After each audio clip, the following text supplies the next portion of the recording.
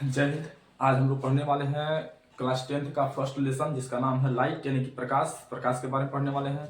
इस लेसन में हम लोग प्रकाश के बारे में पढ़ने वाले हैं। प्रकाश के प्रकार क्या होता है उसे पढ़ेंगे और दीप्त वस्तुएं, अदीप्त वस्तुएं, प्रकाशिक माध्यम, पारभासी, अपारदर्शी और पारभाषक माध्यम पढ़ेंगे।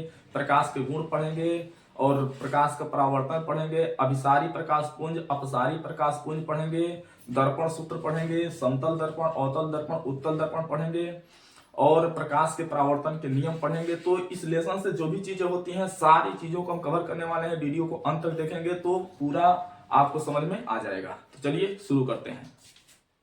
सबसे पहले होता है हमारा प्रकाश। प्रकाश को हम लोग इंग्लिश में बोलते हैं लाइट। इंग्लिश में बोलते हैं इसको लाइट। तो ये प्रकाश क्या होता है? हम कहेंगे प्रकाश वह विकिरण होती है जो हमारी आंखों को संवेदित करती है, अर्थात जिसकी सहायता से हमें वस्तुएं दिखाई देती हैं उसे कहते हैं प्रकाश। ठीक है ना। हमारी आंखों को क्या करती है? जागरूक करती है किसी वस्तु को देखने के लिए, जिससे हम किसी वस्तु को आसानी से देख लेते हैं। उसी को हम लोग कहते हैं प्रकाश। प्रकाश एक प्रकार की क्या होती है? ऊर्जा होती है। ठीक है ना। अब ये प्रकाश कितने प्रकार के होते हैं? तो प्रकाश जो होते हैं वो मुख्य रूप से 4 प्रकार के होते हैं। How many types of light? There are 4 types of light. प्रकाश के 4 प्रकार होते हैं। मुख्य रूप से 4 प्रकार होते हैं। पहला होता है हमारा दृश्य प्रकाश। दृश्य प्रकाश। दूसरा होता है अदृश्य प्रकाश। अदृश्य प्रकाश। तीसरा होता है हमारा लेजर प्रकाश। लेजर प्रकाश। और चौथा में होता है हमारा फ्लोरोसेंट। फ्लोरोसेंट। फ्लोरोसेंट प्रकाश। फ्लोरोसेंट प्रकाश। ठीक है ना। ये हमारे मुख्य रूप से 4 प्रकार के प्रकाश दिखाई दे रहे हैं। दृश्य प्रकाश, अदृश्य प्रकाश, लेजर प्रकाश, फ्लोरोसेंट प्रकाश। मैं जानता हूं कि आप प्रकाश के बारे में जानते हैं, लेकिन वीडियो को देखिए और देखने के बाद आप निष्कर्ष निकालिए कि आप प्रकाश में कितना जानते हैं और कितना नहीं जानते हैं। ठीक है ना। देखिए, दृश्य प्रकाश का मतलब होता है वह प्रकाश जिसकी सहायता से हम लोग वस्तुओं को देखते हैं, उसी की सहायता से हम लोग वस्तु को देखते हैं। अन्य कोई प्रकाश रहेंगे तो उससे परफेक्ट रूप से हम नहीं देख पाएंगे। मतलब दृश्य प्रकाश का मतलब क्या होता है? जिससे हमें वस्तुएं दिखाई देती है। ठीक है ना। तो जिससे वस्तु क्या होती है? दिखाई देती है। वस्तुएं दिखती हैं, दिखती हैं, उसे हम लोग क्या कहेंगे? दृश्य प्रकाश।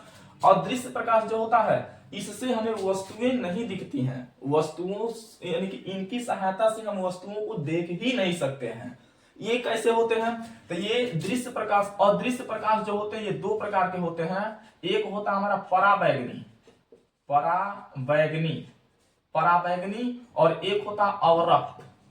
अवरक्त। ठीक है ना। पराबैंगनी और अवरक्त। क्या किसने पराबैंगनी और अवरक्त किरणों को देखा है? तो कोई नहीं देखा है। तो ये जो होते हैं अदृश्य होते हैं, दिखते तो नहीं है, हमारे किसी वस्तु को देखने में भी सहायक नहीं होते हैं, फिर भी ये प्रकाश होते हैं। ये ऐसी किरणें होती हैं जो हानिकारक होती हैं। अगर हमारे बॉडी पर पड़ जाए तो उस बॉडी को नष्ट कर देंगे। किसी भी ऑब्जेक्ट पर पड़ेंगे जिसमें जान है तो उस जान को क्या करेंगे? खत्म कर देंगे। जैसे पेड़ पौधे हो गए, पेड़ पौधों को अगर भी पड़ेंगे तो उसको भी खराब कर देंगे। इंसान के शरीर पर पड़ेंगे तो उसको भी क्या करेंगे? ये खत्म कर देंगे, खराब कर देंगे सब। ठीक है ना। तो ये होता है हमारा पराबैंगनी और अवरक्त किरणें, जिसको हम लोग अदृश्य प्रकाश की श्रेणी में रखते हैं। फिर होता है हमारे पास लेजर प्रकाश। तो ये लेजर प्रकाश क्या होती है? तो जिसकी ऊर्जा स्तर उच्च होती है, वह प्रकाश किरणें जिसकी ऊर्जा स्तर क्या होती है? उच्च होती है। मतलब इसकी ऊर्जा स्तर बहुत ही उच्च होती है। इन किरणों के यानी कि ये जो प्रकाश है इनके तुलना में, या ये जो प्रकाश है इनकी तुलना में इनकी जो ऊर्जा स्तर होती है बहुत हाई होती है। आप लोग दैनिक जीवन में लेजर लाइट देखे होंगे। लेजर लाइट से जो प्रकाश किरण निकलती है उसी को हम बोलते हैं लेजर प्रकाश। आप देखे होंगे वो कितना तेजी से और कितना आगे जाती है। उसके ऊर्जा स्तर अधिक होने की वजह से वो जहां तक जाती है वहां तक सेम उसका प्रकृति होती है, कहीं चेंजिंग नहीं मिलता है।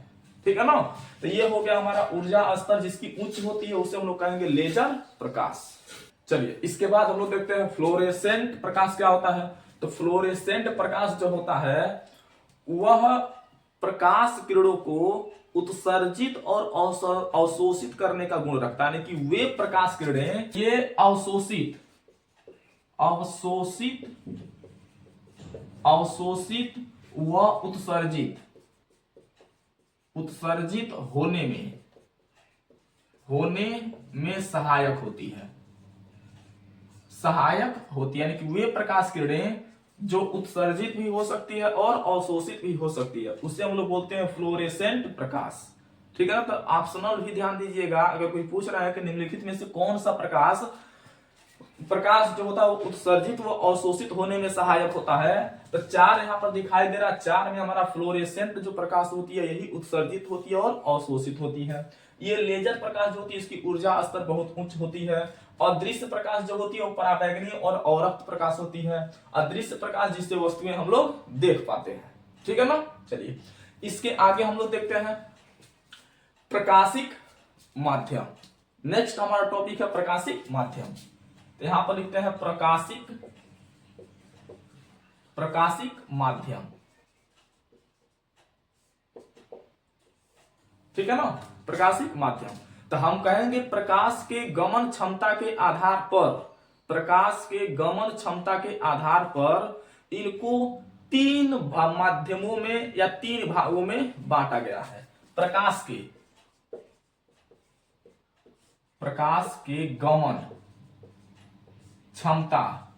गमन क्षमता के आधार पर इसे 3 भागों में बांटा गया है। 3 भागों में बांटा गया है। गमन क्षमता का मतलब क्या होता है? प्रकाश किस रास्ते से जा रही है, जैसे जाने का उसका जो सिस्टम होता है उसके आधार पर हम प्रकाश को कितने भागों में, प्रकाशिक माध्यम को कितने भागों में बांट दिया है? 3 भागों में। अब ये 3 भाग कौन कौन से हैं? तो यहां पर मैं लिख देता हूं। एक होता हमारा पारदर्शी, दूसरा होता है अपारदर्शी, और तीसरा होगा हमारा पारभाषक। ये 3 माध्यम होंगे, पारदर्शी, अपारदर्शी और पारभाषक। पारदर्शी का मतलब क्या होता है? जिससे प्रकाश का अधिकांश भाग आर पार निकल जाए, यानी कि इससे होकर प्रकाश का क्या होता है? अधिकांश भाग आर पार निकल जाती है, उसी को कहते हैं हम लोग पारदर्शी माध्यम। और जिससे प्रकाश की किरणें आर पार नहीं जा पाती है उसे कहते हैं अपारदर्शी माध्यम। और जिससे प्रकाश का कुछ ही भाग आर पार जाती है उसे कह देते हैं हम लोग पारभाषक माध्यम। ठीक है ना। इसके डिफिनेशन की कोई खास जरूरत नहीं है, समझने की जरूरत है क्या चीजें होती हैं। जैसे पारदर्शी में हम लिख लिए शुद्ध कांच, शुद्ध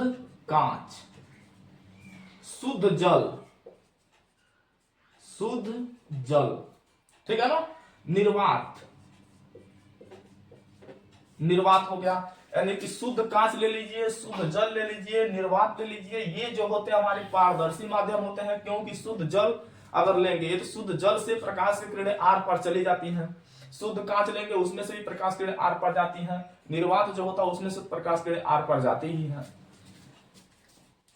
अपारदर्शी में हम कहेंगे इंसान, पहले ले लेते हैं। इंसान हो गया, लकड़ी हो गया,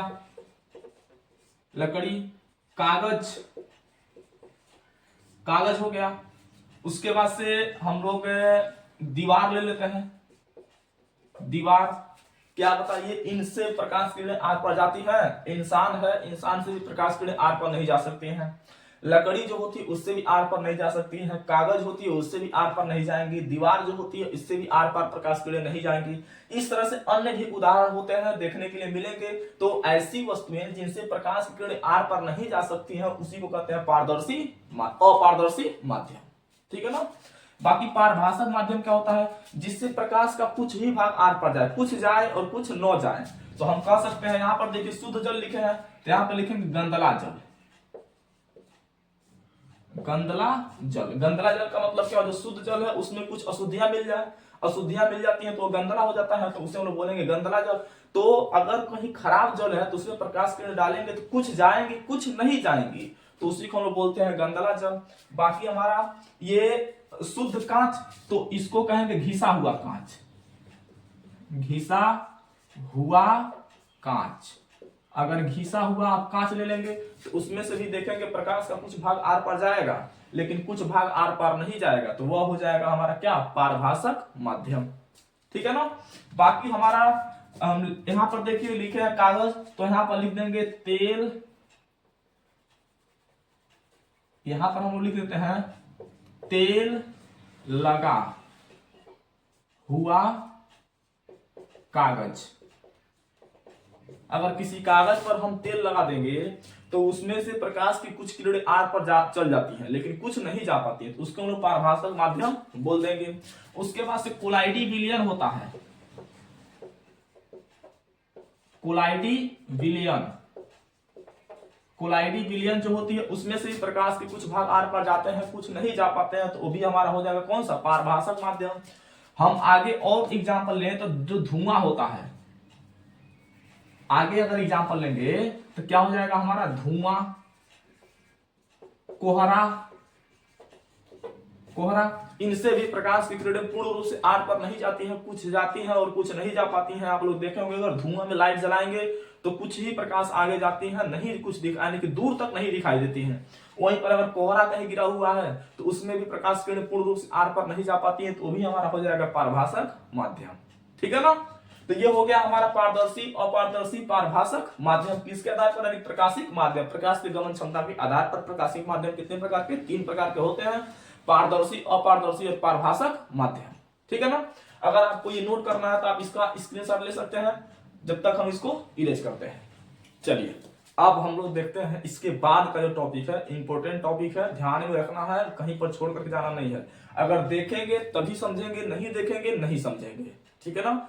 देखिए अभी हम लोग देखे हैं प्रकाश के गमन क्षमता के आधार पर वस्तुओं को 3 भागों में बांट दिया गया है, एक पारदर्शी, अपारदर्शी और पारभाषक माध्यम। बोल दीजिए माध्यम कितने, 3 भागों में, पारदर्शी, अपारदर्शी और पारभाषक।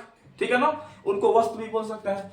अब हम लोग देखने जा रहे हैं कि प्रकाश उत्पन्न करने के आधार पर या प्रकाश के आधार पर वस्तुएं कितने प्रकार के होते हैं। ठीक है ना। प्रकाश के आधार पर, इसके पहले हम लोग प्रकाश के गमन क्षमता के आधार पर देखे हैं, अब प्रकाश के आधार पर वस्तुएं कितने प्रकार के होते हैं उसे देखेंगे। ठीक है ना। तो प्रकाश उत्पन्न करने के आधार पर वस्तुएं 2 प्रकार के होते हैं। ये क्या है, प्रकाश उत्पन्न करने के आधार पर वस्तुएं 2 प्रकार के। अब ये 2 प्रकार के कौन कौन से हैं, तो एक होता है दीप्त वस्तुएं और एक होता है हमारा अदीप्त वस्तुएं।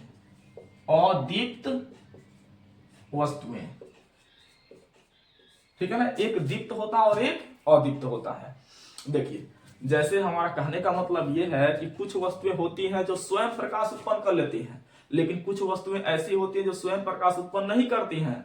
तो उन्हीं के आधार पर, प्रकाश उत्पन्न करने के आधार पर जो वस्तुएं हैं वो कितने प्रकार के होंगे, 2 प्रकार के होंगे। जिस तरह से हम लोग पदार्थ के बारे में पढ़े होंगे क्लास 9th में या क्लास 11th में आपको पढ़ाया गया होगा कि एक होता है शुद्ध पदार्थ और एक होता है अशुद्ध पदार्थ, उसी तरह से यहाँ पर एक होता है दीप्त वस्तुएं और एक होता है अदीप्त वस्तुएं। जो स्वयं प्रकाश उत्पन्न करती है उसे दीप्त कहेंगे, जो स्वयं प्रकाश उत्पन्न नहीं करती है बल्कि प्रकाशिक वस्तुओं की सहायता से प्रकाशित होती है उसे कहेंगे अदीप्त वस्तुएं। ठीक है ना। तो दीप्त वस्तुओं को इंग्लिश में लुमिनियस बोलेंगे, इसको नॉन लुमिनियस बोलते हैं। ठीक है। अब बैटरी जो होता है, बैटरी घरों में लगाते हैं हम लोग, तो उस बैटरी पर भी देखे होंगे लुमिनियस लिखा होता है। लुमिनियस का मतलब होता है जो स्वयं प्रकाश को उत्पन्न कर देता है, उसी को कहते हैं हम लोग दीप्त वस्तुएं। ठीक है ना। और जिसमें लुमिनियस नहीं यानी कि नॉन लुमिनियस लिखा हुआ उसका मतलब वो क्या हो जाएगा, अदीप्त वस्तुएं। तो जो स्वयं प्रकाश उत्पन्न करती है, जो स्वयं प्रकाश उत्पन्न करे उसे कहेंगे दीप्त वस्तुएं। जो स्वयं प्रकाश उत्पन्न न करे उसे कहते हैं हम लोग कौन सा, अदीप्त वस्तुएं। जैसे कि इसमें एग्जांपल याद करना बहुत जरूरी है। ठीक है ना। ये सूर्य ले लीजिए, सूर्य प्रकाश का सबसे बड़ा स्रोत है, ऊर्जा का सबसे बड़ा स्रोत है क्या हमारा सूर्य।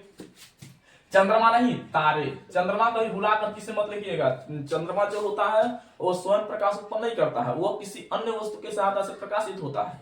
ठीक है ना, तो ये दिमाग में होनी चाहिए। चंद्रमा रात में देखने को लगता है कि वो प्रकाश उत्पन्न कर रहा है, लेकिन ऐसा होता नहीं है। ठीक है ना, तो सूर्य हो गए, तारे हो गए, लालटेन हो गए, लालटेन, मोमबत्ती, मोमबत्ती, ठीक है, विद्युत बल्ब, विद्युत बल्ब, विद्युत बल्ब आदि। ये जो आदि हमको दिखाई दे रहा है, इस तरह से सूर्य, तारे, लालटेन, मोमबत्ती, विद्युत बल्ब, ये जो चीजें होती हैं वो किसमें आते हैं, हमारे दीप्त वस्तु में। अदीप्त में इन सबको छोड़ करके अदीप्त, लेकिन जैसे में कुछ खास तरह के एग्जाम्पल हम लोग ले लेंगे, जैसे तारे हो गए, तारे नहीं, तारे तो यहां पर लिखे हुए हैं, चंद्रमा, चंद्रमा हो गए। ये चंद्रमा जो होते हैं वह स्वयं प्रकाश उत्पन्न नहीं करते हैं, इसलिए क्या हो जाएंगे, अदीप्त वस्तुएं। लकड़ी हो गया, इंसान हो गया, इंसान, कपड़ा, दीवार आदि। जो वस्तुएं स्वयं प्रकाश उत्पन्न न करें उसे कह देंगे अदीप्त वस्तु। ये हम स्वयं प्रकाश उत्पन्न नहीं कर सकते हैं, तो इसको हम लोग क्या बोलेंगे, अदीप्त वस्तुएं। ठीक है ना, खुद दिमाग लगाइए। जो जो स्वयं प्रकाश उत्पन्न कर ले रही है उसे दीप्त बोलिए, जो स्वयं प्रकाश उत्पन्न नहीं कर रही है उसे बोल देंगे अदीप्त वस्तुएं। खत्म। ठीक है ना, चलिए, तो ये हो गया हमारा प्रकाश उत्पन्न करने के आधार पर वस्तु दो प्रकार के होते हैं, एक दीप्त हो गया और एक अदीप्त हो गया। अगला टॉपिक हमारा इसमें दिया हुआ आपके बुक में, माध्यम। माध्यम कितने प्रकार के, तभी एक पारदर्शी माध्यम, अपारदर्शी माध्यम और पारभाषक माध्यम देखे हैं। लेकिन अब नेक्स्ट जो माध्यम है, प्रकाश के चाल के आधार पर माध्यम कितने प्रकार के होते हैं। प्रकाश के चाल के आधार पर माध्यम कितने प्रकार के होते हैं, तो ये हमारा है। यहां पर हम लिख देते हैं, प्रकाश के चाल के आधार पर माध्यम, माध्यम दो प्रकार के होते हैं, प्रकार के होते हैं। ठीक है ना, यानी कि प्रकाश के चाल, इसका चाल का मतलब क्या हुआ, जैसे हम लोग क्या करें, किसी ऐसे जगह पर जा रहे हैं जहां पर ज्यादा भीड़ है और किसी ऐसे जगह पर जा रहे हैं जहां पर भीड़ नहीं है, तो जहां पर भीड़ होगा वहां पर हमारा चाल ऑटोमेटिक कम हो जाएगा। अगर उसी स्पीड से जाएंगे तो खतरा बढ़ सकती है, एक्सीडेंट होने की चांस हो सकती है। लेकिन जहां भीड़ नहीं रहेगी वहां पर हम स्पीड में जाएंगे तभी कोई दिक्कत नहीं आएगी। तो उसी के हिसाब से जो प्रकाश होती है ऐसे जगह से गुजरती है जहां पर विभिन्न प्रकार के कण उपस्थित नहीं होती हैं। कुछ ऐसे जगह होती हैं जहां से गुजरती है तो उसमें विभिन्न प्रकार के कण होते हैं। तो जहां पर कण नहीं उपस्थित रहेंगे वहां पर उसकी चाल अधिक होगी, जहां पर विभिन्न प्रकार के कण पाए जाएंगे वहां पर चाल उसकी क्या हो जाएगी, कम हो जाएगी। तो उसी को हम लिखे हैं, प्रकाश के चाल के आधार पर माध्यम दो प्रकार के होते हैं। ठीक है ना, अच्छा, जैसे अब दो प्रकार के कौन कौन से होते हैं, एक होता है हमारा सघन माध्यम, सघन माध्यम, और दूसरा होता है हमारा विरल माध्यम, विरल माध्यम। एक सघन माध्यम और दूसरा विरल माध्यम। एक हमको यहां पर बतलाइए, आपसे हम कह दें ये निर्वात है, निर्वात, एक ले लिए जल और एक ले लिए कांच, कांच ले लिए। निर्वात में तो कोई आयात ही नहीं होता है, किसी प्रकार के कोई कण ही नहीं होते हैं, तो निर्वात में चलना तो एकदम आसान है, कोई दिक्कत नहीं आएगी। लेकिन जल में जैसे ही कोई चीज जा रही है तो जल के जो कण होते हैं उसको आगे बढ़ने से रोकने लगते हैं, जिससे उसकी चाल कम हो जाएगी। और जल के तुलना में कोई कांच में प्रवेश कर लेगा तो कांच के कण और पास पास होते हैं जिससे वो जाने ही नहीं देंगे। अगर जाने भी देंगे तो बहुत मुशक्कत करना पड़ेगा, बहुत मेहनत करना पड़ेगा। तो देखिए, निर्वात हो गया, जल हो गया, कांच हो गया, तो ये तीन चीजें जो दिखाई दे रहे हैं खाली तीन ही नहीं होते, और भी होते हैं, हम एग्जांपल के तौर पर समझाने के लिए लिखे हुए हैं। ठीक है ना, अच्छा, अब यहां पर देखिए, अगर माध्यम की हम चर्चा करेंगे सघन और विरल माध्यम का जब भी हम कंपेयर करते हैं तो दो ही माध्यम लेते हैं। जैसे 3 लिखे, निर्वात हो गया, जल हो गया, कांच हो गया, हम तीनों से तुलना नहीं करेंगे, किन्हीं दो ही से तुलना करेंगे। जैसे निर्वात से प्रकाश किरण जल में जा रही है, या जल से किस में जा रही है, निर्वात में जा रही है, जल से कांच में जा रही है, या कांच से जल में जा रही है, तब हम कंपेयर करेंगे। ठीक है ना। तो इसी के हिसाब से हम लोग एक सघन बोलेंगे और एक विरल। अच्छा, सघन का मतलब होता है पास पास, जिन पदार्थ के कण ज्यादा पास पास होते हैं उसे सघन बोलेंगे, और जहां पर कण दूर दूर होते हैं उसे कहेंगे विरल। विरल का मतलब दूर होना, सघन का मतलब पास होना। ठीक है ना। तो इस हिसाब से अगर हम लोग देखेंगे तो ये जो सघन माध्यम होता है जिसमें प्रकाश की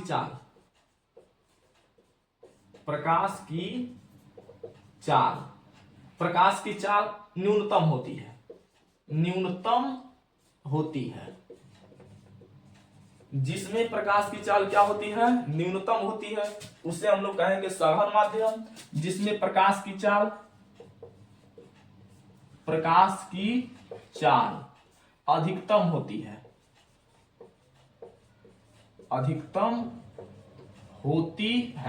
उसे हम लोग कहेंगे कौन सा माध्यम, विरल माध्यम। ठीक है ना। जैसे अगर हम क्या करें, एक जल ले लें और एक कांच ले लें, तो जल में प्रकाश तेजी से जाएगा, कांच में थोड़ा कम हो जाएगा, तो जो कांच है वो हमारा सघन माध्यम हो जाएगा और जल हो जाएगा हमारा विरल माध्यम। निर्वात ले लिए, जल ले लिए, तो निर्वात में प्रकाश तेजी से जाएगा, बहुत जल्दी से आगे बढ़ेगा, वहीं पर जल में प्रकाश की चाल कम हो जाएगी, जिससे जो जल है वह सघन हो जाएगा और निर्वात हो जाएगा हमारा विरल माध्यम। ठीक है ना।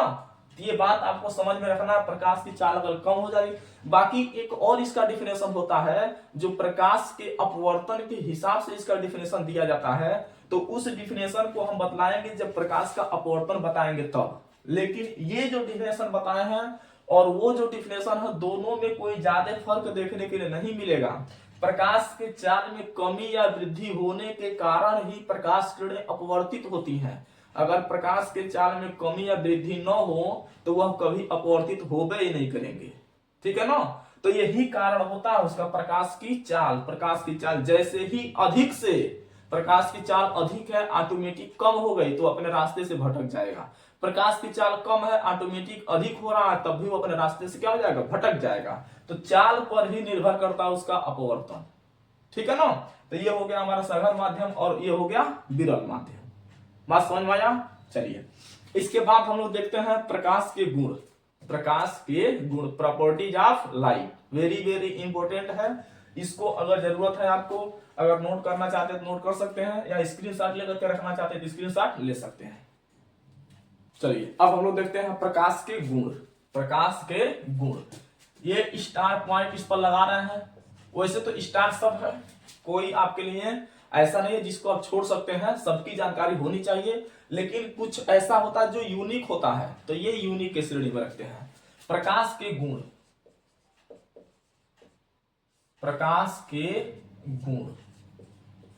Properties of light, PL, properties of light. ठीक है ना। अब प्रकाश के गुण आप ध्यान से एक एक चीज को समझिए और नोट करना बहुत जरूरी है। अगर नोट नहीं करेंगे तो इससे ऑब्जेक्टिव क्वेश्चन और जब सवाल लगाया जाता है ना, तो सवाल में बहुत से इसका यूज आते हैं। इसमें जो बताए जाएंगे उन सभी चीजों का प्रयोग किया जाएगा, और जब नहीं नोट किए रहेंगे, नहीं लर्न किए रहेंगे तो आपको दिक्कत हो जाएगा।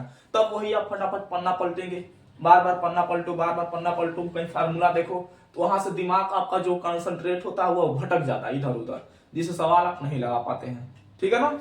तो पहला जो होता प्रकाश का गुण, ये स्वयं दिखाई नहीं देता है। स्वयं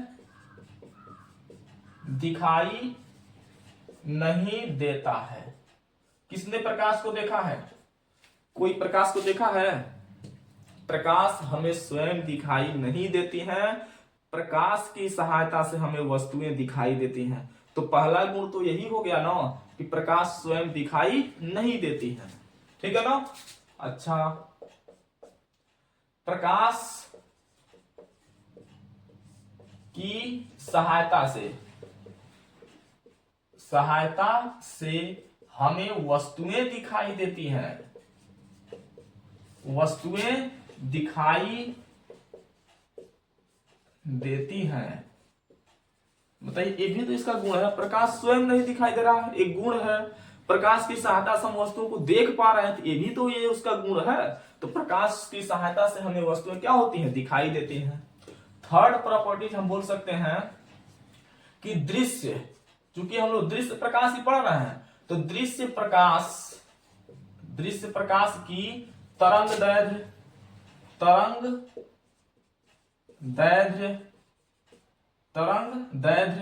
4000 एंगस्ट्रॉन, इकाई दहाई से लेकर 4000 एंगस्ट्रॉन से 8000 एंगस्ट्रॉन तक होती है। जो दृश्य प्रकाश की तरंग दैर्ध्य होती है, वेव लेंथ जो होती है, वह 4000 एंगस्ट्रॉन से 8000 एंगस्ट्रॉन तक होती है। अब ध्यान दीजिए, कुछ किताबों में लिखा हुआ है कि ये 4000 एंगस्ट्रॉन से 7000 एंगस्ट्रॉन के बीच, 4000 एंगस्ट्रॉन से 7000 एंगस्ट्रॉन के बीच। कुछ किताबों में तो ये भी लिख दिया गया है कि 3900 एंगस्ट्रॉन से 7800 एंगस्ट्रॉन के बीच होती है।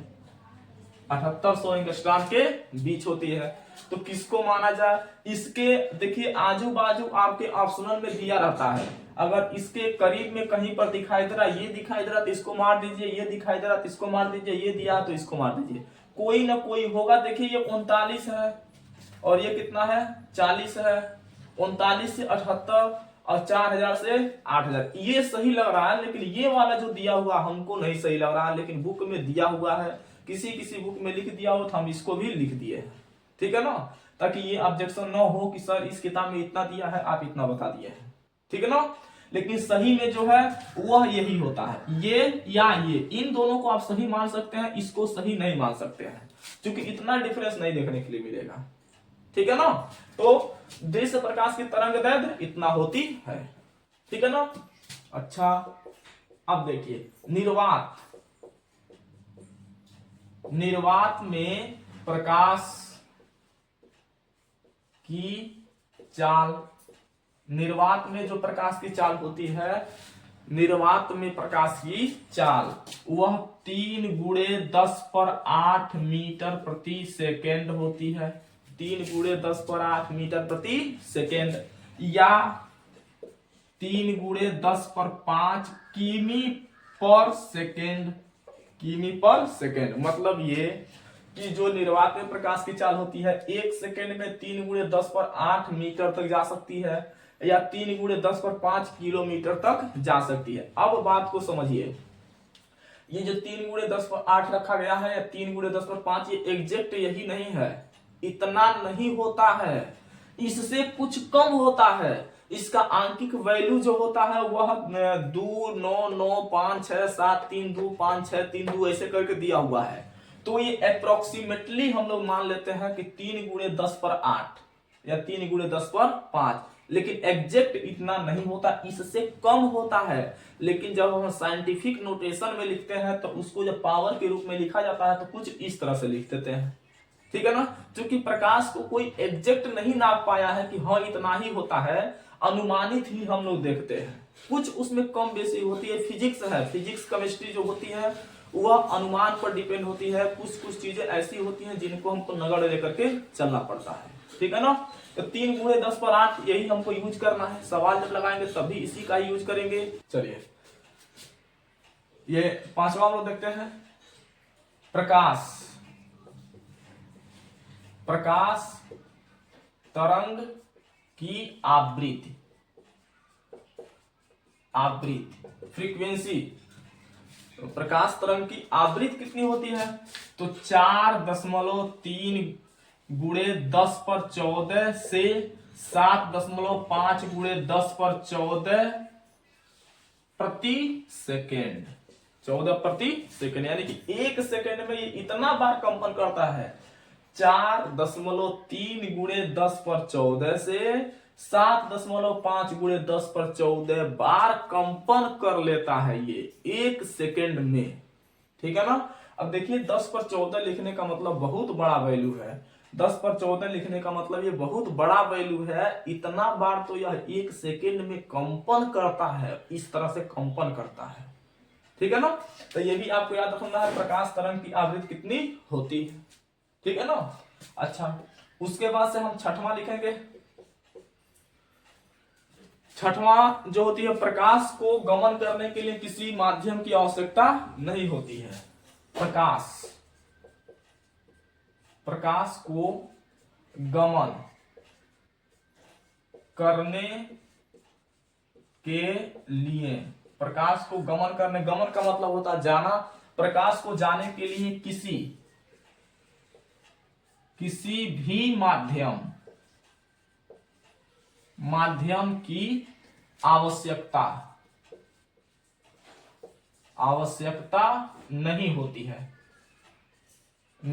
मतलब ऐसा नहीं है कि प्रकाश जो है वो कहेगा हम इस माध्यम में जाएंगे, इस माध्यम में नहीं जाएंगे। तो कहेंगे सर अभी तो आप बताए हैं कि एक होता हमारा पारदर्शी माध्यम, अपारदर्शी माध्यम और पारभाषक माध्यम। वह जो माध्यम है वह प्रकाश को रोक रहा है, जाने नहीं दे रहा है। प्रकाश थोड़ी कह रहा हम नहीं जाएंगे, प्रकाश कह रहा जाएंगे, लेकिन वो रोक दे रहा, नहीं जाने दे रहा। तो वह उस वस्तु की गुण है। प्रकाश का गुण ये है कि वह ये नहीं कहता कि हम इसमें जाएंगे, इसमें नहीं जाएंगे, ये सब में जाएगा, लेकिन कोई रोक देगा तो रुक जाएगा। ठीक है ना। तो ये होती है, मतलब प्रकाश को गमन करने के लिए किसी भी माध्यम की आवश्यकता नहीं होती है। ठीक है ना। तो ये हमारे कुछ विशेष इसके गुण हैं, और भी गुण दिए होंगे, उसको भी थोड़ा देख लीजिएगा। लेकिन जो इंपॉर्टेंट गुण है, जो महत्वपूर्ण गुण है, उसको हम लिख दिए। ठीक है ना। चलिए।